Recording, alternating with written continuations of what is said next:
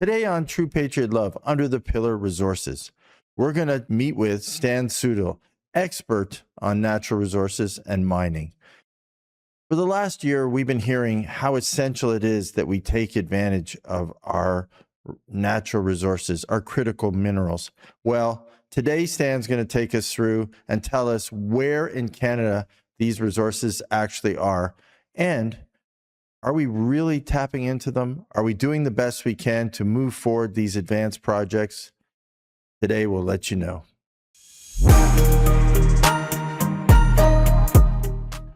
Today on True Patriot Love, Under the Pillar Resources, we are lucky enough to have Stan Sudol. Welcome, Stan. Glad to be here. So, Stan, a lot of conversations recently about resources. We heard about the tariffs, from the U.S., and then all of a sudden, resources became kind of number one on the hit list. The Prime Minister traveling all over the world, trying to find investors in Canada. The Ring of Fire, which we're going to talk about today, became huge issues, and we heard all about it. So resources, all of a sudden, and they've always been very prominent in the Canadian economy, have become paramount. And so, I wanted today to talk to you a little bit about across Canada, starting in BC, what exactly are we mining, and what is it used for? So, can we start in BC? Because, I was surprised when I looked at the numbers that, for example, gold, right? A lot of gold is mined in BC. Correct. Yeah. And of course, we all know where gold goes for, but we don't refine gold. We just mine it, I assume, right? No, we do refine. I mean, it gets milled, and then we do have the odd refinery with gold. Oh, okay. Okay. So then it gets and gold, quite frankly, is our top mining mineral. Is it close to our top? It very is. Just because it depends on how you define it by value now, with close to $4,000 a US, and that's almost $5,000 Canadian. It's probably monetarily wise, is probably one of the top, if not the top, the second top export item with minerals. Yeah, no, and I was shocked. So if I look at BC, I look at, of course, gold, copper, silver, coal, and zinc. Am I? Yes, absolutely. Okay. All right. I'm going to say this wrong. You're going to have to correct me. Molybdenum. I just call it Molly. Molly. Okay. I don't say that too often. Yeah. So it's a tongue twister for sure. So copper, we all know, wiring, electronics, plumbing. Absolutely. It's the most critical of the critical minerals, if anything, because the whole age of electricity depends on power, and we transmit power by copper. There's more copper in electric vehicles than there is in standard gas vehicles. Everything we do is connected with electricity, and demands for copper are expected to increase by leaps and bounds. Right, because all the technology. Absolutely. Right. Okay, gotcha. We talked about gold, coal, steel making. Absolutely. Most of the coal coming out of British Columbia and I believe Alberta is metallurgical coal. Absolutely essential. Steel is our basic building block. Right. And you get that by digging iron ore to the ground, mixing iron ore with metallurgical coal and a few other substances in a blast furnace. And you get steel, which is your basic, all the towers that you see in downtown Toronto, condos or businesses, we're not building them out of wood. Right. Okay. We need steel. Sure. It's your or any infrastructure, bridges. It's your basic building block. So you need to have, any modern industrial society has to have access to steel, and preferably, if you're a G7 country, to actually produce steel. Yeah. Which we, today, I think, or last night, we heard today is going to be the announcement on how we help our steel industry through this tariff structure or tariff crisis. And it's a complicated issue because there's a lot. Unfortunately, I believe that the Canadian government allows a lot of foreign steel to come in here outside of American, and so that disrupts the market. And then the Americans look at our steel industry, and they feel it's somewhat subsidized. And so if you just basically shut out the foreign steel coming from non-USA sources, you'd probably solve a lot of the issues, but then you're going to get China mad because a lot of that steel comes from China. Yeah. And so there's a lot of politics coming into it. But if you really want, is the old saying, regardless of Trump and the tariffs, all right, he will be there for 4 years. We've basically survived a year. Yeah. As the tariffs are kicking in, prices in the U.S. are going up, and consumers in the U.S. are getting angry, and they're realizing that Canada isn't the problem. I believe tariffs is more of the problem, and so there may be a little bit of softening, and there may be a little moving into an equilibrium, especially after the midterms of next year.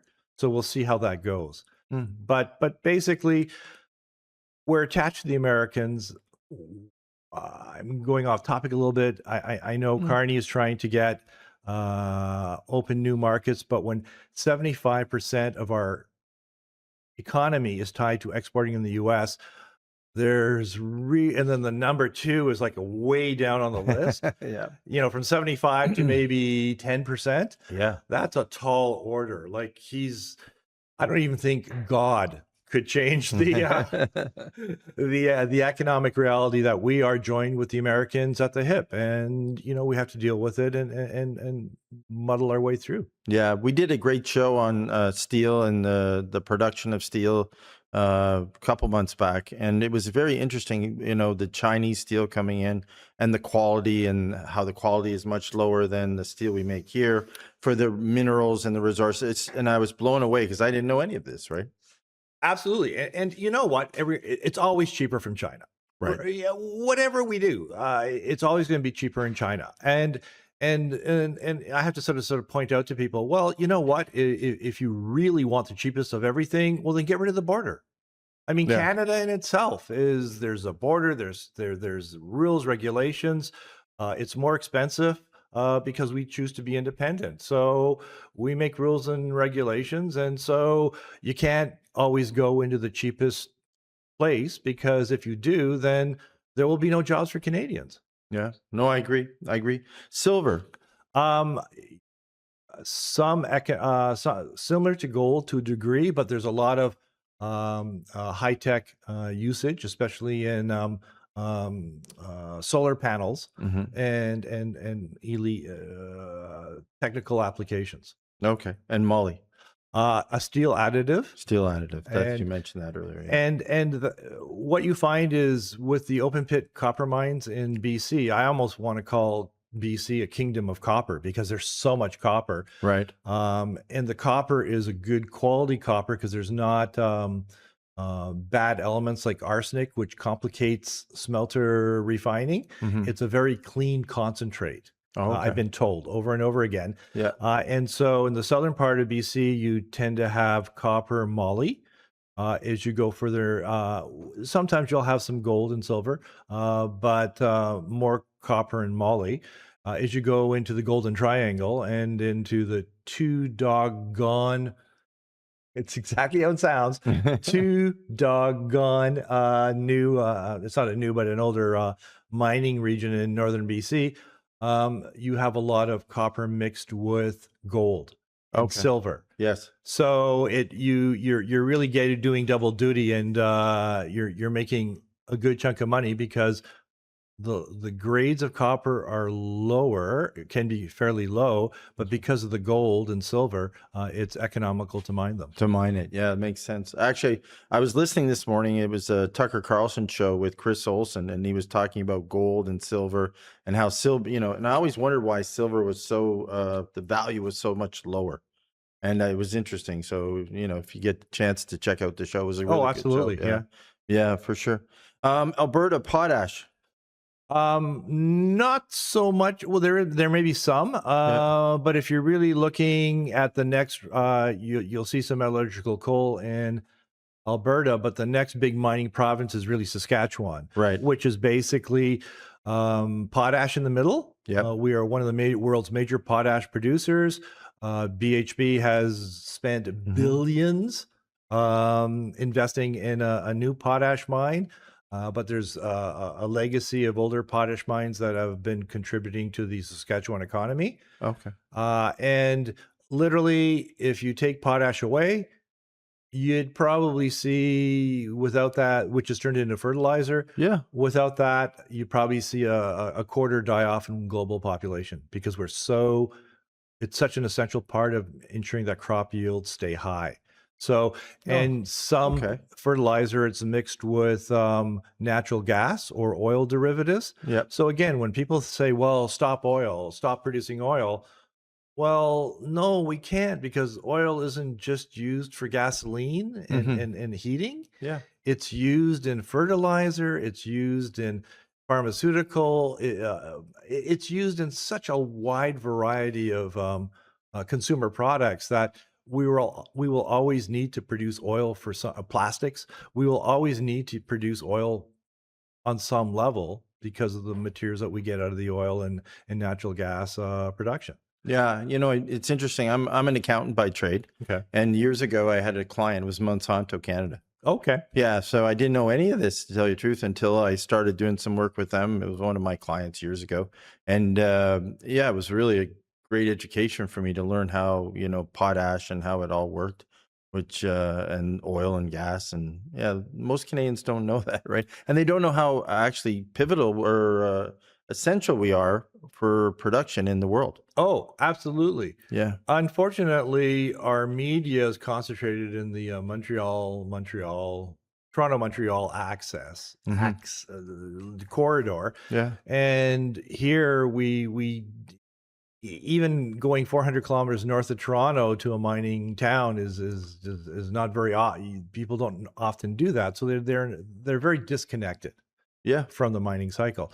So back to Saskatchewan, you've got the midsection where you have all the potash. Yep. The north in the Athabasca Basin is your uranium hotspot, and no Right. pun intended. Yes. It's Cameco is one of the major companies. The French major uranium facility has been up there for decades. Number 2 producer globally. Yes. We've heard that. For uranium. As more projects come on stream, Kazakhstan, I believe, is number 1. It'll be a real battle if Kazakhstan stays in the number 1 position or Saskatchewan overtakes them. But right. Again, and as nuclear becomes more important with all this drive for technology and AI and tech plants and data centers. Oh, absolutely. Yeah. And it's carbon free. We don't have carbon emissions with nuclear. It's the way to go for base load power. Right. Like I'm not against wind or solar, but what the environmentalists don't tell the total truth is that they're intermittent. What do you do when the wind stops blowing? What do you do when the sun stops shining? You need base load. How do you get base load?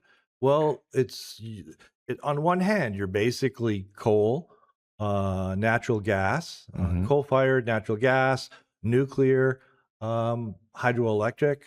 That's it. For a huge amount of base load reliable power, we need it, because basically GM or BHP Billiton can't stop mining, or GM can't stop producing cars when the wind stops blowing or the sun stops shining. Yeah. No, that makes sense. So rare earth minerals, are they in? So now help me out. Saskatchewan, there is a small. Yes, there's a refinery, I believe. Okay. We don't have a lot of rare earth minerals in Canada, right? Not compared to China, compared to Australia, we're kind of in the low end of that category. Yes. Yeah. The rare earth, it's actually a very tiny, when you the biggest mineral that we need to mine is iron ore, because we make steel out of iron ore. Right. Okay. The number 2 is bauxite, which we make aluminum. Yes. Then which we are the leader, right? In aluminum refining. Okay. Yeah. Okay. Because we don't have bauxite mines in Canada. what ends up happening is most of the mines are in the tropical area, Right. but the trick with aluminum is you want cheap power. So So that's why. Quebec has historically said, okay, because of all the hydroelectric facilities in Quebec, we will give you very, very cheap power if you locate your Oh, smelter or refinery okay. Here. in Quebec. Right. Okay. And so I believe there's 9 smelters in Quebec, 9 aluminum smelters, 1 aluminum refinery. Yeah. And then the other one is in Kitimat, BC, which is an aluminum smelter. And that's all based on cheap power rates, or they have control over the river power production or the dam. Right. And that's Okay. where the U.S. has struggled a little bit because they haven't been able. Aluminum is not their forte because of power rates and the fact and the nuclear and uranium and getting all that into play. They used to, I think Washington State was one of the major aluminum smelting regions of the US Okay. historically. Yep. But as power rates started going up, a lot of these aluminum facilities in the US have closed. Yes. They have some, and forgive me with the statistics, the US sort of needs about 3.5 million or somewhere in that range of aluminum every year. Mm-hmm. They produce about 10% or 12%. That's what I had heard. The Yeah. rest comes from the Saguenay in Quebec Yes. or Kitimat. Right. And a lot of the aluminum smelters are in the Saguenay region of Quebec, Mhm. and they sometimes call it the Kingdom of the Saguenay because Yeah. it Been there. historically for almost 100 years since they started building aluminum smelters and converting bauxite into aluminum, you've had aluminum smelting going on in Quebec. Oh, okay. So That long. Oh, yes. Wow. During World War II, Yes. those pesky Quebecers decided to go on strike in the Saguenay, and the Allies were in an uproar because it was absolutely critical for the World War II, the military plane production. And they were just livid because it was like almost a national crisis, and they finally resolved it. But it was a real scary time because war production, and they were absolutely dependent on the aluminum facilities in Quebec because Kitimat, I don't believe, had been built yet. Oh, okay. Yeah. Oh, that's good history. Yeah. So, So we've got Saskatchewan. Saskatchewan. I had salt here, which was interesting, but we talk about that another time. And then Manitoba. Okay, there's just one final thing with Saskatchewan. Yeah. Saskatchewan's kind of really interesting because it's undervalued to a lot of people. In the middle of Saskatchewan, there's some Canadian Shield and there's some copper deposits. One of the copper mines that Carney had given the green light for was in the middle of Saskatchewan. So you go over to Foran. Yeah. Yeah. And the town was it was a project that sat on hold for. Well, they were in the process of developing it. Like, I mean, my understanding is they really didn't need Carney's blessing because they've already. It's such a good copper deposit. Yeah, it's already not in production, but it was they're building it, and it will come on stream fairly soon. Okay. Yeah, because we have a map, that we were going through before the show, and we'll throw it up on the screen. But it shows all the mines that exist. It shows the refineries that exist, and what the government calls on their website advanced projects. Okay. So I assume that was like one of those advanced projects, right? Absolutely. Okay. All right. So before we go to Manitoba, just one more thing. Teck has the Trail BC zinc lead smelter, and that's been in existence since the early 1909, 1910. So there they process there was zinc mines in BC, but they have closed down. But Teck has a huge zinc lead mine in Alaska. Okay. And they ship that concentrate down to the smelter where they refine it into zinc and lead products. In Saskatchewan? No, in BC, in Trail BC. BC, okay. Yeah. And is that part of this controversy that's kind of ongoing? We'll be reading the paper all the time? The Anglo sort of Teck, well, yes. it is because that's part of the Teck. Yeah. And of course, Anglo is trying to take over or wants to take over Teck. Yeah. And I guess I'll just, since we're on that topic, the federal government is basically saying you need to do more, Right. if we're going to allow you to take over our last base metal, large base metal mining company. And what no one is really talking about is in BC, which is 50% of Canada's copper production, all the concentrate gets shipped over to Asian markets to be smelted and refined. A good chunk of Okay. it is China.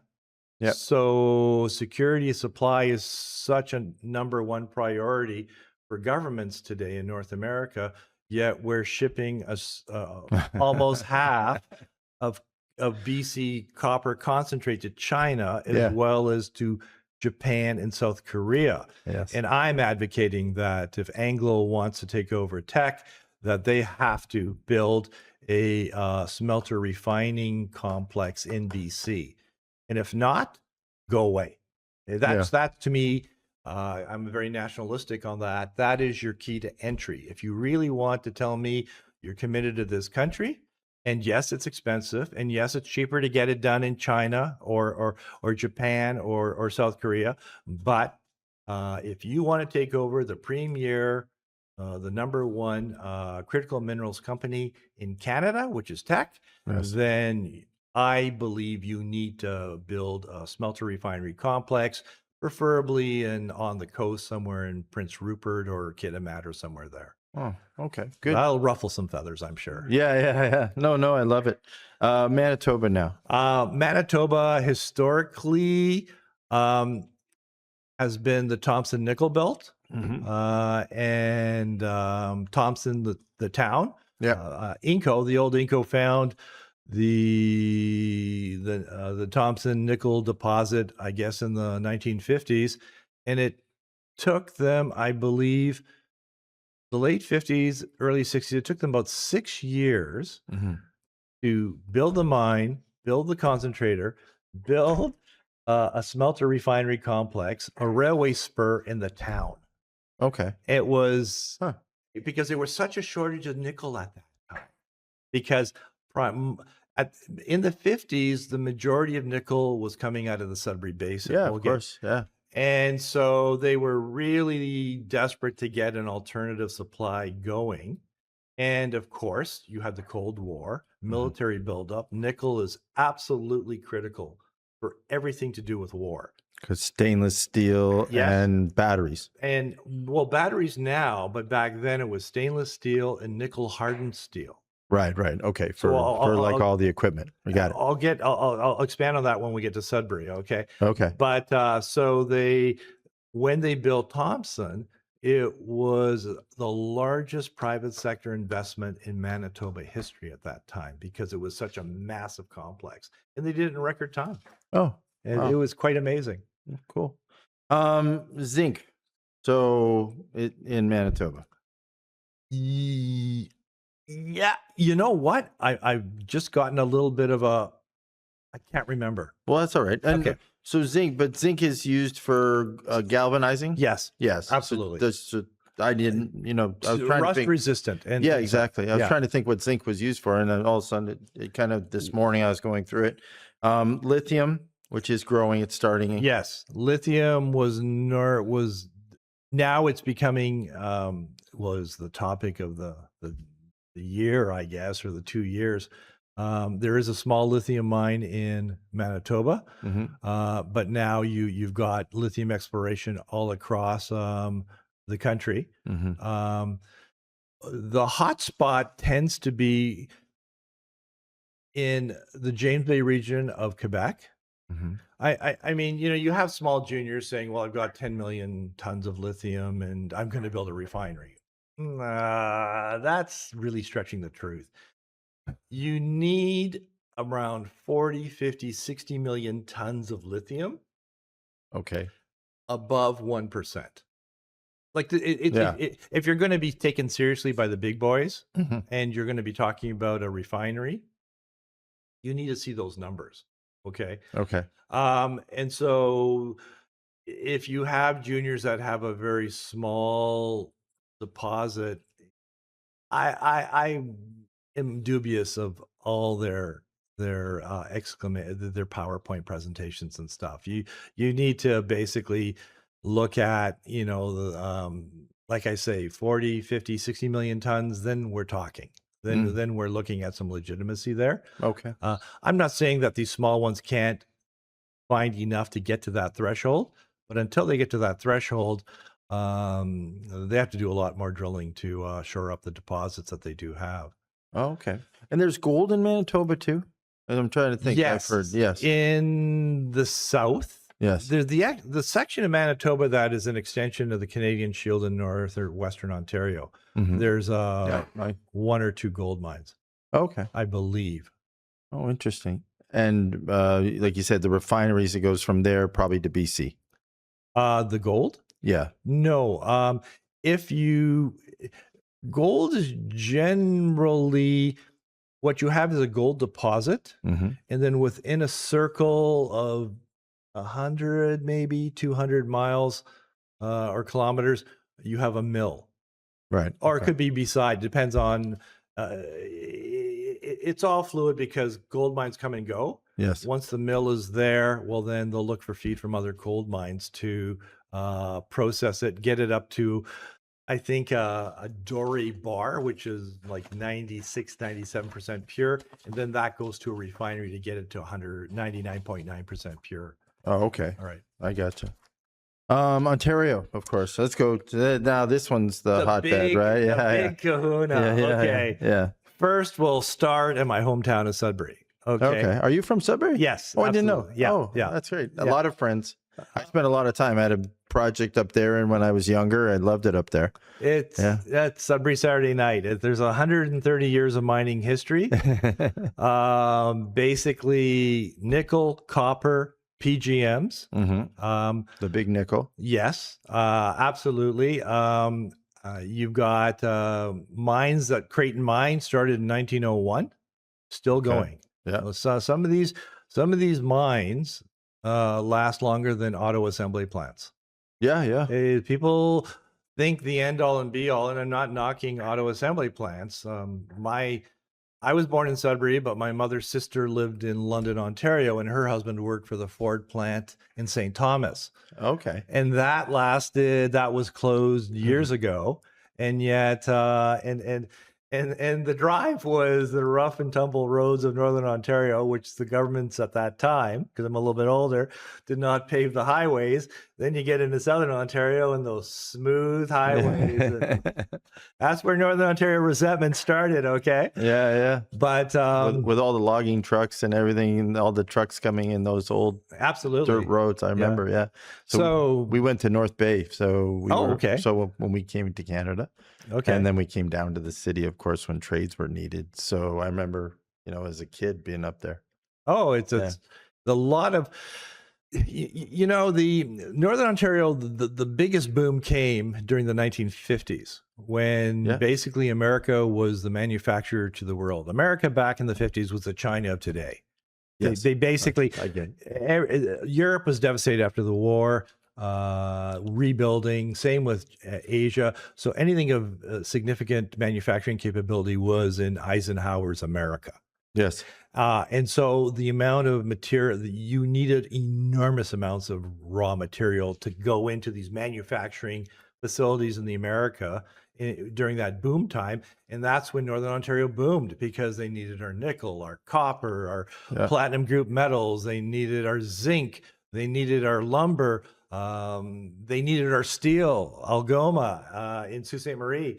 It was a time and that was when my parents, Polish immigrants, ended up coming to Sudbury, because it was enormous amount of prosperity at that time. Yeah. It's kind of funny. We're almost going back to the future again, because resources are now paramount on everyone's agenda. Yeah. And at that time, it was just sort of a natural a boom time where we needed to produce the raw materials for that huge partner of ours, America. Yeah. So when your family came, did you work in the mining industry? Your father? Well, my dad worked in the mill. Okay. All my neighbors in Sudbury were either working for Inco or Falconbridge. Sudbury had mines, they had mills, and they had the big smelter. The refinery wasn't built until, I believe, the early 70s. Okay. All right. So you had everyone working, and then Falconbridge didn't have a refinery, but it had a smelter, and then obviously mines and a mill. Right. So everybody, it was a lunch bucket town. Oh yeah. No, I It remember. was, I remember. and before I went away to college in '77, I worked for a year at Clarabelle Mill, Mm-hmm. and then and then the layoff started. Yeah. But there was an uptick in 1980, so I went and worked underground at the Fruit Stobie mine for one summer. So I said I got my PhD in ditch digging underground at the Fruit Stobie. But it was Good for you. great experience. Yeah. You sort of understand what it's like, and what my dad went through and what most of my neighbors went through all their lives. So it was quite Yeah. an eye opener. Yeah, my grandfather was forestry. So yeah, so that's what he did. And then when they needed trades to come into the city to come build Toronto, they were all tradespeople from Italy. So then they were brought down to Little Italy in Toronto, of course, and all 9 of them. And so all 9 all moved together like a pack, right? So they landed back in Toronto and off we went. Yeah. Those towers downtown were basically, and the suburban belts around Toronto were built by the Italians. Yeah. And Portuguese to a degree, but by and large, primary, it was the Italian immigrants who did a lot of the grunt work at the beginning. Well, the developers used to come up so in North Bay in that time, they used to come up because you'd go Halifax, North Bay, or Sudbury, or a northern city, right?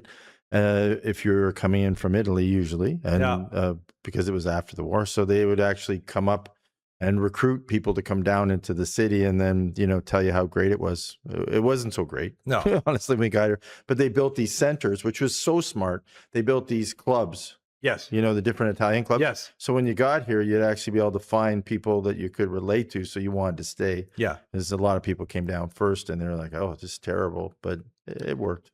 I don't think I don't think the city gives enough credit to the Italians in regards to the huge contribution they made from the 50s onwards to building both the suburbs and the downtown towers. Now it's hard to find. It's interesting because it's so shifted. The demographics shifted so much. Now, a lot of the Italians left the trades, which is a shame because it really is. Yeah. So Sudbury, number 1. Yeah. So it's nickel, like I said, nickel, copper, PGMs, but there's also a lot of cobalt. Okay. Oh, I always forget cobalt. Sudbury's a polymetallic ore. So it's not just. This is why Sudbury lasted as long as it did. When the nickel price went down, copper was up. Well, then we would they would do a little bit more. There's seams they would focus on the copper as opposed to the nickel. But not only that, you have cobalt, and then on top of cobalt, you have gold and silver. Right. And there's significant amount of gold. Sudbury, after the gold camp, Sudbury is one of the major historic producers of gold in the Ontario. Okay. So it was blessed by many of different metallic spoons, right, which allowed it to weather the up and downs of the nickel market because it was so cyclic. And then, of course, during World War II, my God, at that time, 70% or 80% of Western nickel production came from Sudbury. There was no Thompson. 70%? Yes. Whoa, I didn't know that. Okay. There was no Thompson at the time during World War II. Oh, yeah, of course. There was no Voisey's Bay. Yeah. There was no Northern. It was Sudbury. And it was basically 1 year. Well, this was even before the Union. It was like a real rough and tumble town. It was hardcore back then because it was really hard working in the mines in the 1940s, especially during the war era, because it was production. And unfortunately, there was a lot of accidents. But it was, and when the Saguenay aluminum workers went on strike, the government was really terrified that it might spread to the nickel miners in Sudbury. And so they went all out to let the nickel miners know that even though you're not in the war, your contributions to the nickel mines are as critical as our guys fighting overseas. And that's true because You Sure, had of course. the mine, the mill, the smelter in Sudbury. Then the material would go down to Port Colborne Mm. to get refined to pure nickel. Then that material would go to Huntington, West Virginia, where they make the nickel hardened steels, which went in the aircraft carriers, which went in the B-29s, tanks, ordnance, everything that went boom fired during World War II had a component of nickel. Yeah, of So it course. Yeah. was absolutely critical, and there were shortages. And then even in the 1950s, with the Cold War and the Korean War, it was constant fear for the Pentagon of nickel shortages, to the point where in the early 50s, and the guys in the Pentagon were really getting nervous that they were depending on Inco too much, so they literally subsidized Falconbridge in $40 million in the early 1950s, which by today's inflation would be almost $400 million roughly, Yeah. to build more nickel mines because they wanted to break Inco's monopoly on the nickel trade. So it was a fascinating part of history. And then on top of it, you had union battles because they finally unionized during the war. Yeah. But then there was the 50s, you had a left-leaning union mine mill and a right-leaning union steelworkers. And they were worried. There were some communists in mine mill. And this Sure. is a time of very fearsome Cold War era, and so there was a real systematic drive to take control of the union by right-leaning not mine mill, steelworkers. Oh, okay. Anyways, we're Yeah. going on a tangent. No, I like it. I like it. I didn't know that actually. That's a great story. And I'm a big mining historian. yeah. So I love it. Yeah, I love it. So now you have Sudbury. Now Yep. we go next door to Elliot Lake, which Yes. during the Cold War era was again hugely important for the atomic bomb production in the U.S.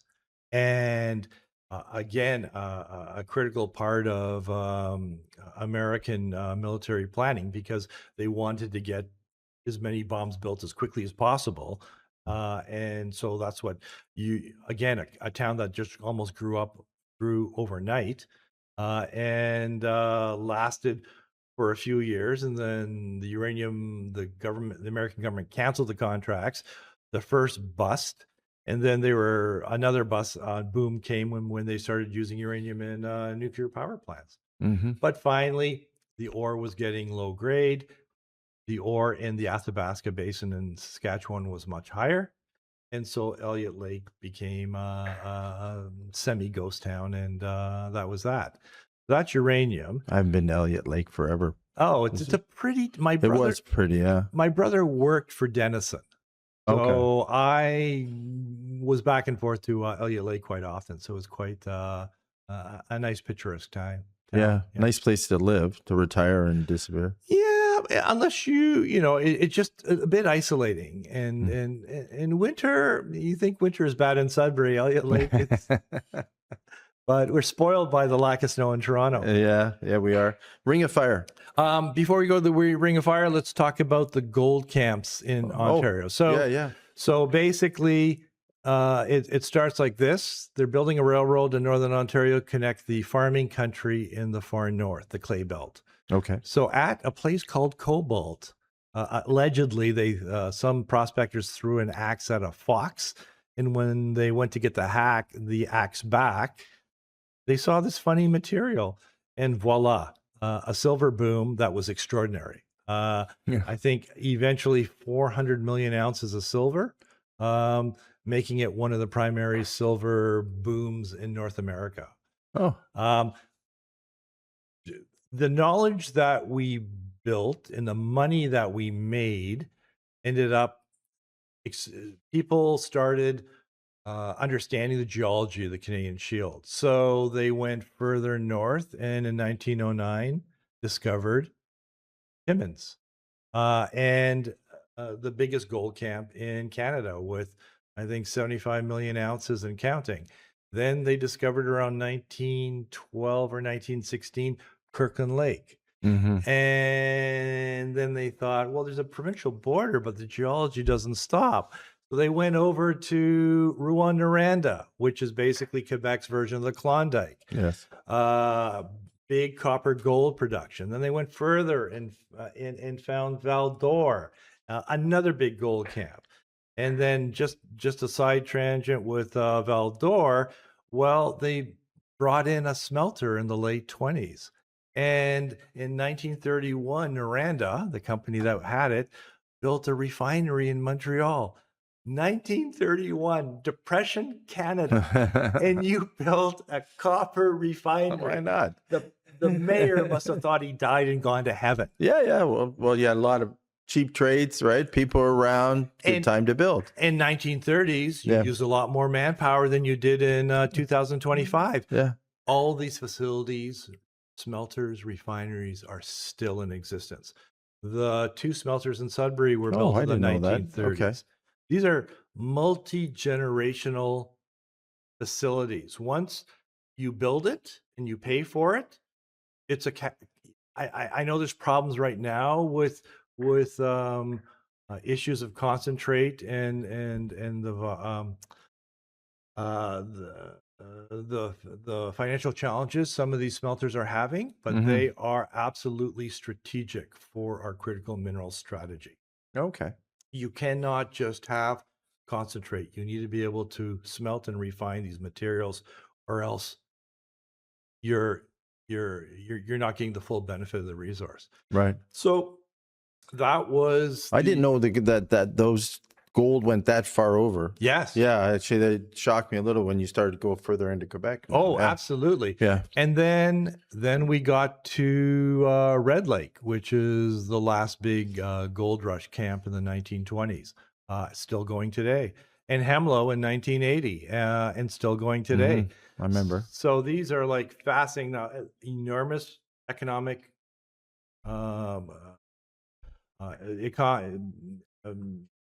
economic stimulation for these regions. Oh, a boom. Absolutely. Huge boom, yeah. And helping with gold production for the entire country. And the funny thing is, we don't talk about gold production that much in Canada. So quite frankly, we talk a little bit about it, but the normal Joe public, we don't. We are a major gold producer. I think number 4 in the world. And when I dug in to get ready for this show, it's funny the things you forget in life. And I was going through kind of figuring out where we ranked. And I was shocked how prominent we are in gold. Oh, yes. Yeah. Okay, so now, the Ring of Fire. Ring of Fire. So people think it's overhyped. Well, no. The problem is we don't have the road infrastructure into it yet, which is what's been delaying it. Yeah. Okay. Forever, it seems. Well, you know, it's complicated because you've got First Nations issues today. And I'm not, you want to make sure that they are an integral part of the development process, and that they get the benefits, because historically they did not. But first you have Wailu, you have your nickel, copper, platinum group metal mine, which is about a 17-year mine life, but they feel it will last a lot longer. Then you have Juno, which is basically a junior exploration. 2 interesting discoveries earlier this year. They had something like 28 out of 30, I believe, drill holes. 28 of them showed gold in various degrees. So the Ring of Fire is now turning into a possible gold camp. They're going to... Really? Absolutely. Oh, I didn't know that. I knew that their company out of Sault Ste. Marie did the drill, did most of the research on it, because I kept reading kind of reports from one of the consulting companies out of the Sioux kept writing that they were finding stuff, but I didn't realize it was that much gold. Oh, it's the company raised another $20 million roughly the past few months, and they will start another big drilling program in February, I believe. Oh, wow. So there's that. But they also discovered a critical mineral discovery. It's a mix of titanium, vanadium, and scandium. Okay. Rare. Are they in the rare? Well, Scandinavium,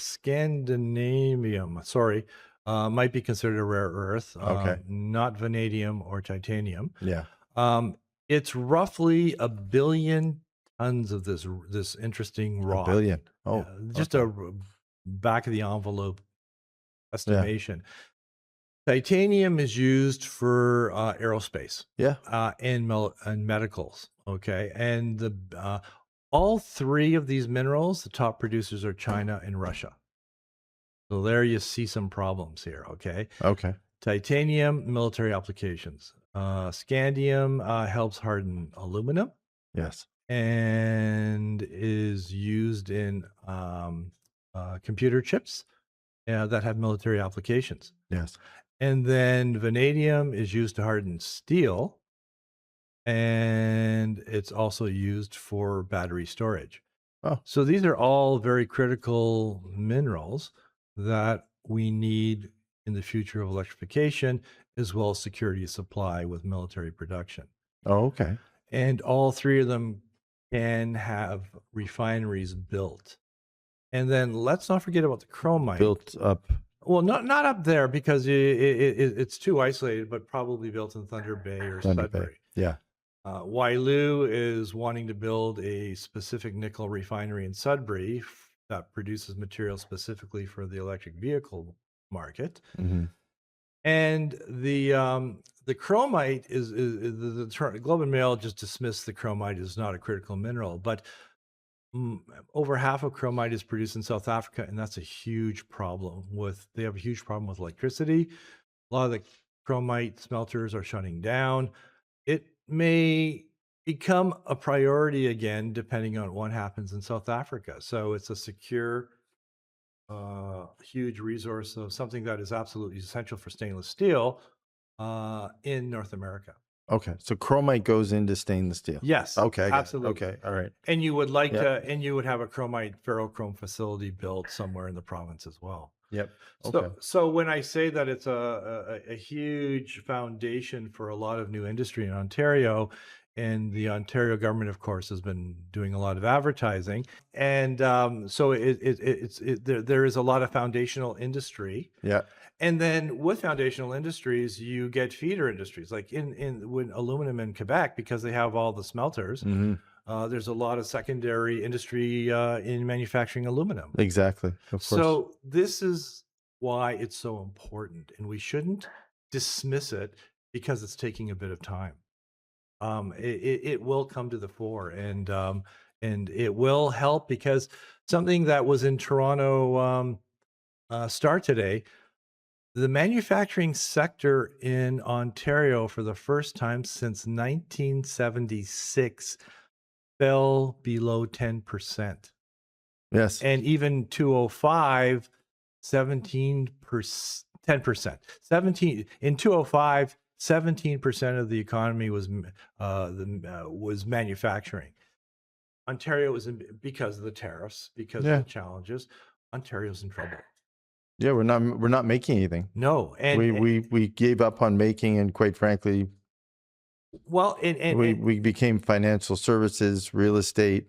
We and you can't create economy out of those. Those two things are not an economy. No, and not by far. And that this is where the ring of like gold is great, but there's just a limited use for gold. Okay, it just gets fed into the financial services. Base metal mines are the foundation of an economy. Of going up the value chain and bringing in manufacturing that is dependent on that.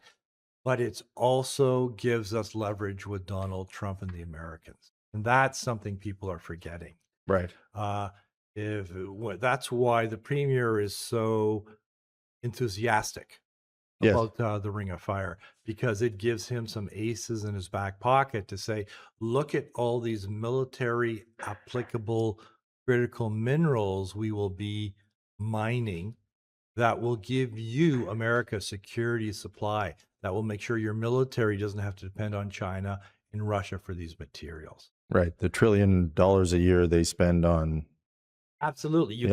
On the military. Yes. You cannot be dependent on China or Russia for these materials. And this is why we need to pay attention to the Ring of Fire. We need to forward it faster, but we also need to do it with consultation with First Nations. and Ontario already has an agreement with Webequie, the closest community. It's had an agreement with Aeroland, the gateway into the Ring of Fire, and as we speak, there's a news conference at Queen's Park with Martin Falls, and I'm assuming they're signing an agreement as well. Oh, good. Well, So that's terrific. so this is a win-win on so many levels, regionally, First Nation, the entire Ontario and Canadian economy. Yeah. No, that's terrific. And I hope they're kind of, one of the things I hear as I go around, Stan, and about the Ring of Fire is a lot of infrastructure needs to go in to make it work, right? So roads and housing and everything needs to go in.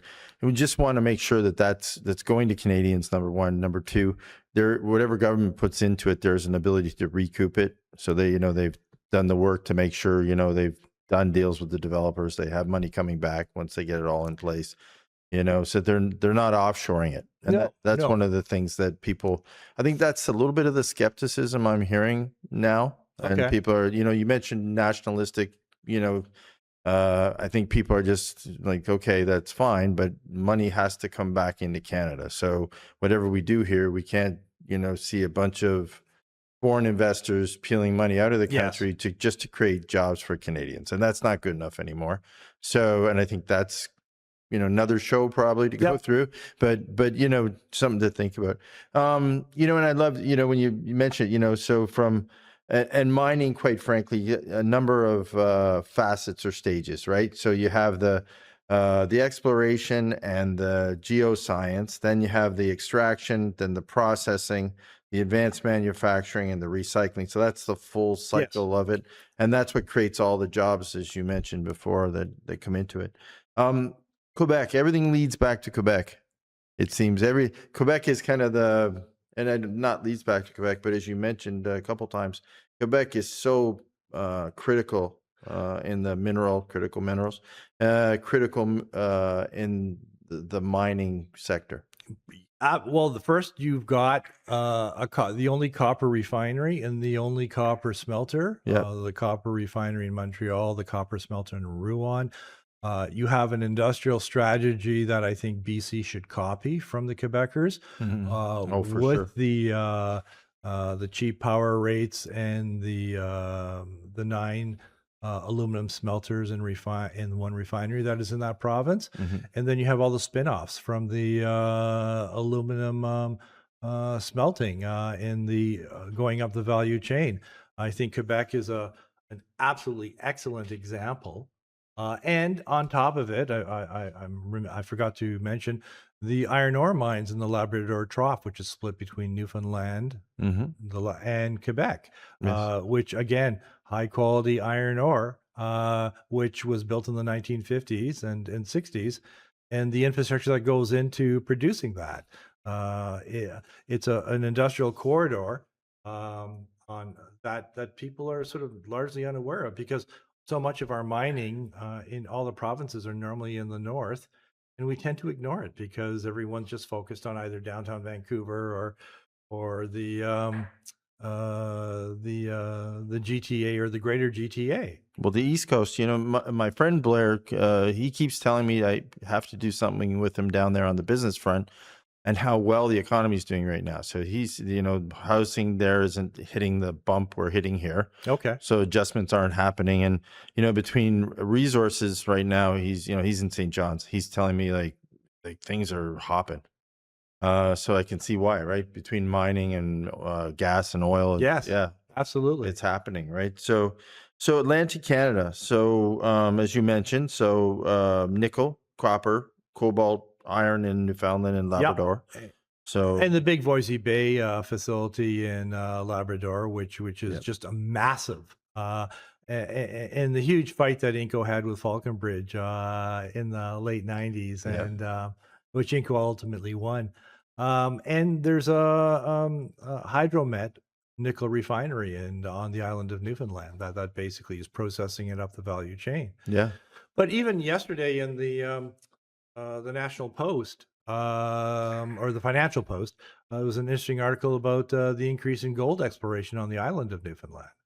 I didn't know that. I was pretty surprised too, and it's a growing concern where there's a lot of new exploration, and there's a new gold mine that started production recently, Equinox, I believe, and you have a lot of other juniors who are actively drilling.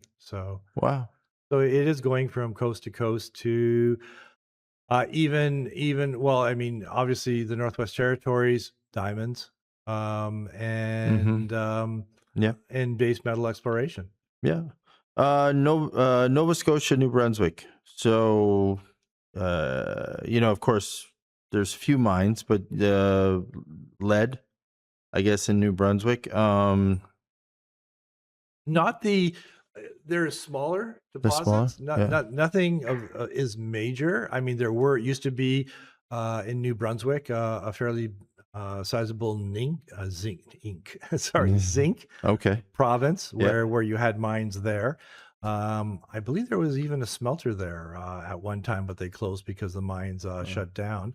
okay. A little bit of gold exploration in Nova Scotia, Oh. but not to the same extent that you see in northern Quebec or northern Ontario. Okay. All right. Northwest Territories. Diamonds, Diamonds. Yeah. diamonds, girl's best friend. Yeah. Absolutely Huh. had a positive impact on Indigenous communities. You, it's basically um, uh, the territory went all in. You ended up having a lot of Indigenous owned companies that were Oh, servicing the okay. diamond mines. Yeah. A casebook study of how to do it right. Uh, and then you go to Nunavut and Yeah. the the Well, absolute.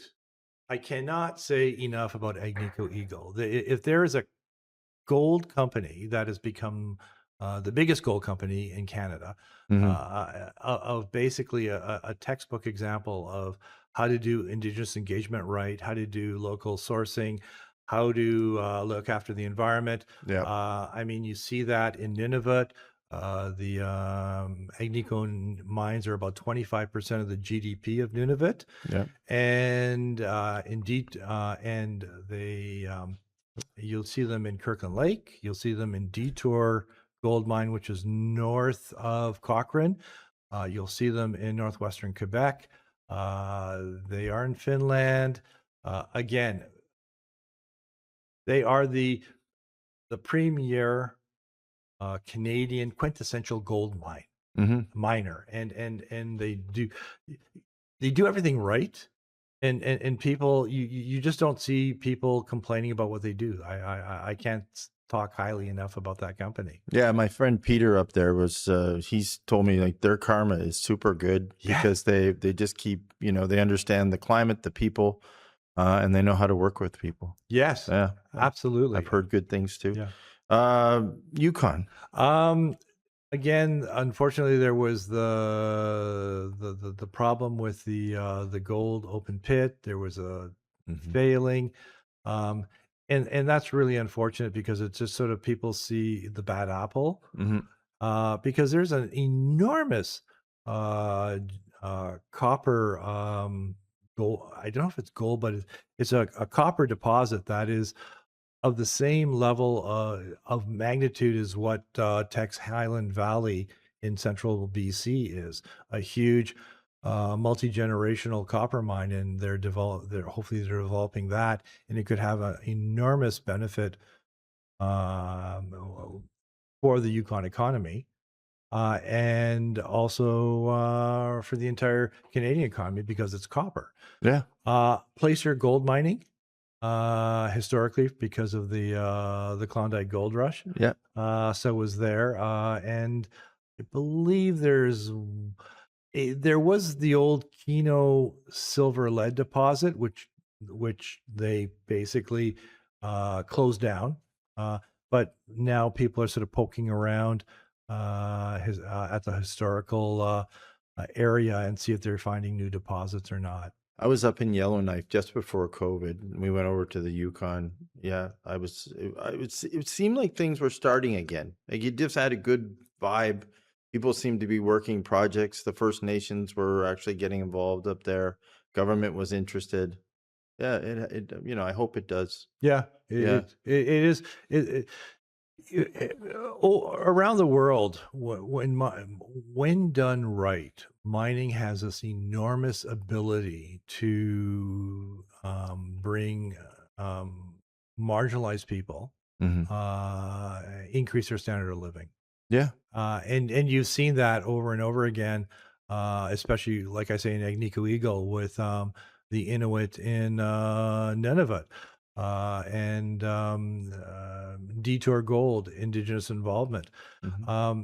I remember years ago watching reading about the mayor of Baker Lake, which is close to where the mines are in Nunavut, complaining because there were not enough parking spaces for all the half-ton trucks that the workers had bought. Yeah, I yeah. mean, that is the definitive. Yeah, yeah, that Like is. my Yeah. dad owned a half-ton truck. It is the definitive vehicle in mining camps, and that the prosperity and also a great issue with the open pit mines in Nunavut is that they employ a lot of women, and they find that the women are easier on the trucks than the men. Oh, okay. It's you're Makes sense. and you're everyone you don't even need to finish high school to learn how to drive a truck. Yeah. Like you're empowering people who are on welfare, who were struggling and are getting paid top industrial dollar now, working for a mining company.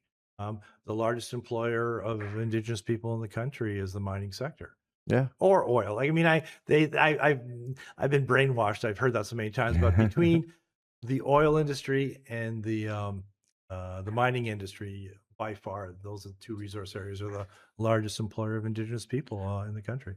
So Stan, we've been told, or most of our lives, how critical mineral mining is for Canada. Is it underutilized? So that when I listen to you and your passion for it is unbelievable. I love Well, and thank you. you're a historian, you understand it. I come away all the time when I talk to people about mining. I think to myself, is this just one sector that's just so underutilized right now? So under because it makes up roughly 4% of our total GDP. Okay. And I think we could and I think to myself all the time, like, we do have the critical resources. We could do more with it. Is it just that I guess we've moved away from it at some point, and now we're coming back to it. Is this the resurgent? Is this the new era where you're going to see it blossom to 10, 12, 14% of our GDP? Because we're such a large $2 trillion economy, Hmm. I don't know if it'll go that high. However, there is a renewed focus, as you say. Hmm. Security of supply has become paramount because of what's happening with China and Russia.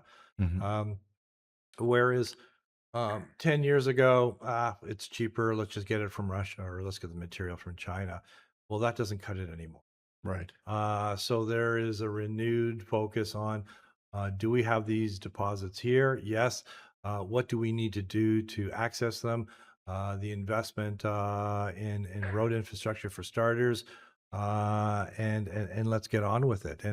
And I think this is what the Premier of Ontario was trying to do with the Ring of Fire. Hmm. But we also have to realize that because of global warming, the traditional winter roads that we have in northwestern Ontario to access these isolated communities is not working because the winter road season is going shorter and shorter. Right. So it's becoming more expensive. If you can't get the heavy bulk stuff up during the winter road season, you're after going to fly it in. It's very expensive. And then number two, which was really painfully obvious this summer, was a very, very horrible forest fire season in the Oh, Northwest. yes. Um, We did a show on it. Brutal. and well, you know what? You had a community of Deer Lake, an isolated community north of Red Lake, 800 people, 4 days to evacuate 800 people. And they were so terrified that the airport was going to burn down. Yeah. And they did a superhuman effort to save the airport. What would have happened if the airport burned down? Yeah. We're and God bless the Toronto Star for highlighting it, but no one had the wherewithal to think of, well, maybe we should make sure a road is built, because when Fort McMurray was being burned, at least everyone had a highway to drive out of. It was congested, but there was an escape route. Yeah. And Most now, people, and right now, the Alberta government is saying, well, we need another route out of Fort McMurray because it's a lot of people, and we need at least 2 escape routes. Well, there is no escape route for these communities that are isolated. We need to build. We're not talking the 401. We're talking about just gravel roads into these communities so they do have an escape route. And by building these roads into these communities, you're lowering grocery prices. You're ending the isolation. Yep. And you're opening up The development. absolutely. Yeah, you're opening up the cities, the areas. No, I'm with you. You know, we did a show on it, and it's funny because I mentioned Blair earlier, down in St. John's. He was on fire watch all summer. Wow. So he was basically looking, oh, you could see the fires coming, and he was on fire watch to move. And he was calling me at one point saying, if I have to get a plane out of here, can I stay at your place for a few weeks? In 1911, Timmins was just a starting gold camp, and a huge, horrific forest fire hit. Oh, I didn't know. And you know, some people save themselves by being going into the lake because it was by a lake, but still, so the death toll was officially 73 people who burned, and Oh, they expected, and they think it's much higher because there were prospectors and other people in the bush that were unaccounted for. yeah, And that's what came to mind when I was reading about Deer Lake. yeah. I said, does the government need to have fatalities before they're going to ignore the fanatical environmentalists and start getting these roads built? Yeah. Well, you know, it's not. We found out when we did the show, the amount of resources that we have towards Canadian forest fires is so low. Wow. Like when we dug into the government and said, okay, who's looking at it? How many people are? You know, what's the strategic plan for it? It was unbelievable. It almost reminded us of the COVID team. Yes. Before COVID. It was kind of at that level, and we were like, wow, like how can we be smoking out our neighbors and not thinking that we need to get a strategic plan on this one? And then on top of it, with global warming happening, the forest fires are going to come more frequently, and so you're going to have to get a handle on it. But as much as the smoke is a problem for Southern Ontario, this is a life and death issue for the people living in these isolated communities, and you can't put your head in the sand like an ostrich anymore on this issue. You need to, both First Nations leadership and provincial and federal leadership have to look at these communities and say, look, if we're going to have isolated communities, we need to build roads to them, and the benefits long term on a safety issue, as well as the ability to develop resources is will come back in spades for the initial outlet of building these roads.